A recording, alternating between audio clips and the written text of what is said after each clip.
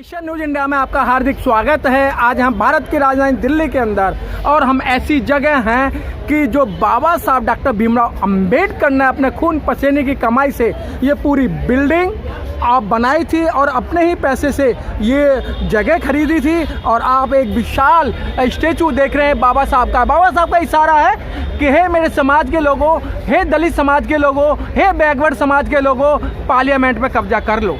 अगर पार्लियामेंट पर आपका कब्जा नहीं हुआ तो आप दर दर की ठोकर खाएंगे। उसी तरीके से हमारे बीच में एक बुद्धिजीवी जगत से आते हैं डॉक्टर अरुणेश यादव जी। डॉक्टर अरुणेश यादव जी, आपका नेशन न्यूज इंडिया में आपका हार्दिक स्वागत है। बहुत बहुत धन्यवाद साहब। डॉक्टर अरुणेश जी, आज जो निजीकरण और निगमीकरण की जो बात चल रही है, अभी तक जो बैकवर्ड के लोग थे बड़े खुश होते थे, हमारा क्या नुकसान है, दलितों का नुकसान है, इनका आरक्षण छिन रहा है, आरक्षण छिनेगा तो हमें फ़ायदा होगा। तो क्या लगता है आप आज जो निजीकरण की जो पूरी मुहिम चले पूरे भारतवर्ष के अंदर? भाई देखिए, इसमें सबसे पहले तो हमें ये समझना पड़ेगा कि भारतीय जनता पार्टी के जो साथ में जो आरएसएस है, आरएसएस ने समाज में धीरे धीरे नफरत का और आपस में जो कहते हैं ना फूट डालने का काम शुरू किया। पहले इन्होंने ये भड़काया कि साहब निजी जो सरकारी लोग हैं और सरकारी कंपनियां हैं ये लोग काम नहीं करते हैं, इसकी वजह से देश के साधन और संसाधनों का दुरुपयोग कुछ चंद लोग कर रहे हैं। और अगर यहीं प्राइवेट कंपनियां आ जाएंगी, निजी कंपनियां आ जाएंगी तो इससे देश तरक्की करेगा और देश का फ़ायदा हो गया। तो हमारी जो देश की भोली भाली जनता है वो इनके बहकावे में आ गई और इनको 2014 में वोट देके सत्ता में बैठा दिया। इन्होंने धीरे धीरे सरकारी कंपनियों को निजी हाथों में देना शुरू किया और उसका जो दुष्प्रभाव है अब वो धीरे धीरे जनता को दिख रहा है। डॉक्टर साहब, मैं आप 4 साल 5 साल बाद अब वो दुष्प्रभाव दिखने लग गया है। एक छोटा सा, मैं बस 2 मिनट में नहीं डॉक्टर साहब, मैं आपको रोकूंगा नहीं, मैं यही रोकूंगा आपको। आपने आरएसएस का नाम लिया। जिस समय बाबा साहब ने दीक्षा ली थी उस समय लाखों लोगों की, आप कहते हैं ना कि लाखों लोगों ने दीक्षा ली थी, लेकिन उस समय मात्र आरएसएस के 7 या 8 लोग थे और आज पूरे भारतवर्ष ही नहीं, अगर मैं कहूँ कि विश्व में भी कब्जा करने जा रहे हैं। तो सर आपकी गलती नहीं है, आरएसएस की गलती है? आप देखो, समाज में नफरत फैलाना सबसे आसान काम है, दूसरे की बुराई करना सबसे आसान काम है और दूसरे की बुराई करने में भी मजा आता है और दूसरे की निंदा सुनने में भी मजा आता है। ठीक है, तो आरएसएस क्या करता रहा, आरएसएस धीरे धीरे इनकी जो काम करने की प्रणाली है ये माउथ टू माउथ पब्लिसिटी करते हैं, एक लोग से दूसरे लोग तक, दूसरे से तीसरे लोग तक। तो ये पहले धीरे धीरे लोगों को खामियां बताना इन्होंने शुरू किया कि बाबा साहब जो काम कर रहे हैं वो सिर्फ दलितों के लिए काम कर रहे हैं, जबकि जो बाबा साहब ने संविधान लिखा था और जो संविधान हमें बताता है वो पूरे देश की जनता के लिए लागू हुआ। जो जनता, देश के जो यहाँ के मूल निवासी हैं, चाहे वो SC ST के लोग हों, चाहे वो OBC के लोग हों, चाहे वो अल्पसंख्यक हों, वो संविधान ही है जो हमें पूरे देश में बराबरी का दर्जा देता है। और इस संविधान की ताकत है जो आज एक गरीब का बच्चा, एक मजदूर का बच्चा IAS PCS ऑफिसर बन जाता है, नेता मिनिस्टर बन जाता है। देश जब आज़ाद हुआ था उस समय OBC SC ST माइनॉरिटी के गिनती के लोग थे, चुनिंदा, आप उनको उंगलियों में गिन सकते हैं, ऐसे लोग थे जो सरकारी नौकरियों में थे। संविधान लागू हुआ, देश का आरक्षण लागू हुआ, तो उससे साधन और संसाधनों पर धीरे धीरे SC ST OBC के लोगों का कब्जा होना शुरू हुआ। लोग शिक्षित हुए, शिक्षा के अधिकार को समझा, अपने मौलिक अधिकारों को समझा, लोगों ने संविधान पढ़ना शुरू किया, लोगों ने संविधान की ताकत को समझा।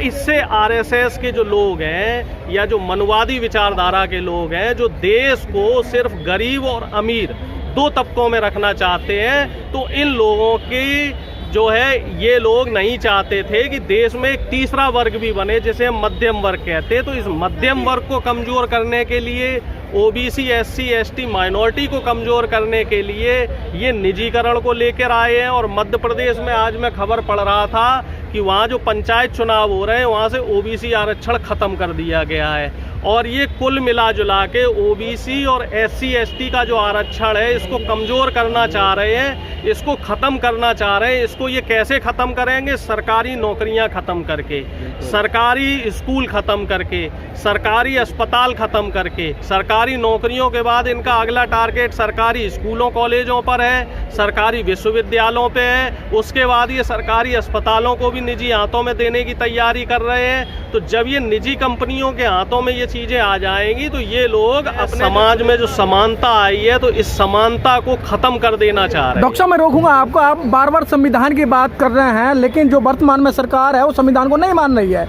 और आप लोग भी नहीं मानते थे क्योंकि आप बैकवर्ड से है ना सर। हम हमेशा संविधान को नहीं सर, आप कुछ ही लोग हैं ना पढ़े लिखे लोग जो मानते हैं। हमेशा संविधान को मानते हुए चले हैं। और देश का ये दुर्भाग्य है कि कुछ चुनिंदा लोग शिक्षा के महत्व को खत्म कर देना चाहते हैं, शिक्षा को अमीरों की तिजोरियों में कैद कर देना चाहते हैं। जो सरकारी संसाधन है, जो हमारे मौलिक अधिकार हैं, इन मौलिक अधिकारों को चंद लोगों को बांटना चाह रहे हैं। अब ये बताइए साहब कि जो अडानी है, अडानी 2014 से पहले देश के टॉप 20 रईसों में भी इनकी गिनती नहीं होती थी। और आज की डेट में किसी भी क्षेत्र में आप चले जाइए, सारे ठेके अडानी को मिल रहे हैं, अंबानी को मिल रहे हैं। और अडानी इस समय एशिया के सबसे नंबर 1 के उद्योगपति हो गए हैं, नंबर 1 के रईस आदमी हो गए हैं। तो जो पिछली सरकारों ने काम किया है, पिछली सरकारों ने साधनों और संसाधनों का समान वितरण किया है, जिसे हम इक्वल डिस्ट्रीब्यूशन कहते हैं। और उस समान वितरण से, इक्वल डिस्ट्रीब्यूशन से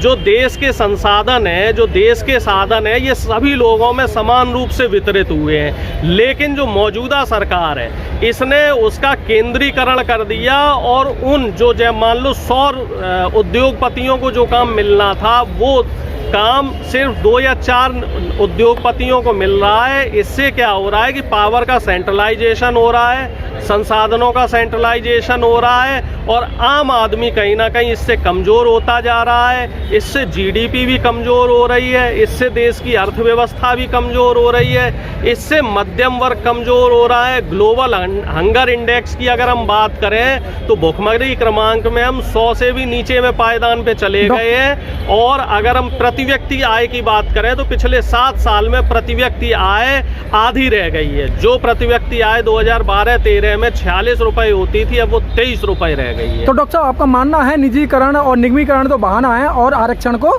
खत्म करना है। ये देश में आरक्षण खत्म करना चाह रहे हैं। ये देश में SC, ST, OBC और माइनॉरिटी के जो लोग हैं, इन लोगों को फिर से गुलाम करना चाह रहे हैं। ये देश में SC, ST और माइनॉरिटी के जो आने वाली पीढ़ियां हैं, इनको शिक्षा के अधिकार से वंचित करना चाह रहे हैं। ये संविधान को कमजोर करना चाह रहे हैं, ये देश के लोकतंत्र को कमजोर करना चाह रहे हैं। अच्छा डॉक्टर साहब, आप लोग बार बार जो है आप बार ये है कि आप जातीय गणना की बात करते हैं, बैकवर्ड की जाति की गणना की बात करते हैं, तो क्या कारण है कि सरकार इस जातीय जनगणना क्यों करे? साहब, अगर जातिगत जनगणना हो गई, जातिगत जनगणना भी इस समय बहुत बड़ा मुद्दा है। अगर जातिगत जनगणना हो गई तो हमारे देश को और देश की जनता को पता लग जाएगा कि किस जाति की कितनी प्रतिभागिता है इस देश में, और साधनों संसाधनों पर किस जाति का प्रभुत्व है और कौन सी जाति उससे वंचित है। मैं ये मानता हूँ, देश अगर गणतंत्र देश है तो हमारे देश में चाहे वो किसी भी जाति का आदमी हो, चाहे वो किसी भी धर्म का आदमी हो,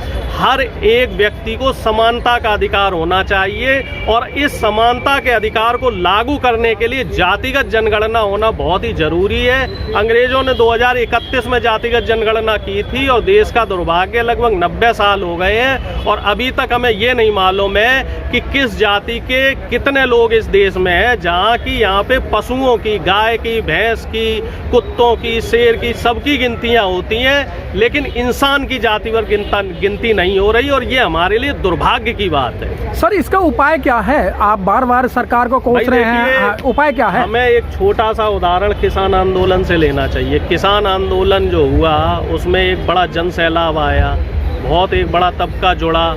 सरकार कहीं ना कहीं मांगे मानने पे मजबूर हुई, सरकार को भी 2 कदम पीछे करने पड़े। तो हमें भी कहीं ना कहीं एकजुट होने की जरूरत है। सर एकजुट किसको करेंगे सर, एकजुट कौन होगा? हमें ये नहीं देखना चाहिए कि ये यादव है, ये दलित है, ये जाट है, ये गुर्जर है, ये पासी है। हमें एकजुटता दिखानी चाहिए और अपने अधिकारों को जब तक हम उंगली को बंद करके मुट्ठी नहीं बनाएंगे और सरकार से हक छीनेंगे नहीं। अब मांगने का समय नहीं है, अब अधिकार छीनने का समय है। और इस तरह के जो आयोजन है, जो आज ये आयोजन हो रहा है, इस तरह के आयोजन संपूर्ण देश में, संपूर्ण राज्य में, संपूर्ण जिलों में मजबूती के साथ होने चाहिए और इसमें हर तबके की प्रतिभागिता होनी चाहिए, हर तबके की इसमें भागीदारी होनी चाहिए। ये नहीं देखा जाए कि भाई अगर दलितों का प्रोग्राम है तो उसमें ओबीसी का आदमी ना आए, ओबीसी का प्रोग्राम है तो दलितों का आदमी ना आए। इसमें सभी आदमी पहुंचे। जाति और धर्म से हमें ऊपर उठना पड़ेगा, क्योंकि ये जो सरकार है, मौजूदा सरकार, ये हमें जाति और धर्म में तोड़कर हमारे संविधान को कमजोर करना चाह रही है, आरक्षण को कमजोर करना चाह रही है और हमारे मौलिक अधिकारों को कमजोर करना चाह रही है। क्या सर लगता है कि आपको कि दलित, बैकवर्ड और अल्पसंख्यक समुदाय एक होगा? बिल्कुल होगा। बस हमें जागरूकता अभियान, जो इस तरीके का प्रोग्राम सर आप ऐसे अभियान हमें निरंतर रूप से चलाने पड़ेंगे। और जो समाज में बुद्धिजीवी वर्ग है, इसकी जिम्मेदारी बनती है कि वो जगह जगह जाकर लोगों को जागरूक करें।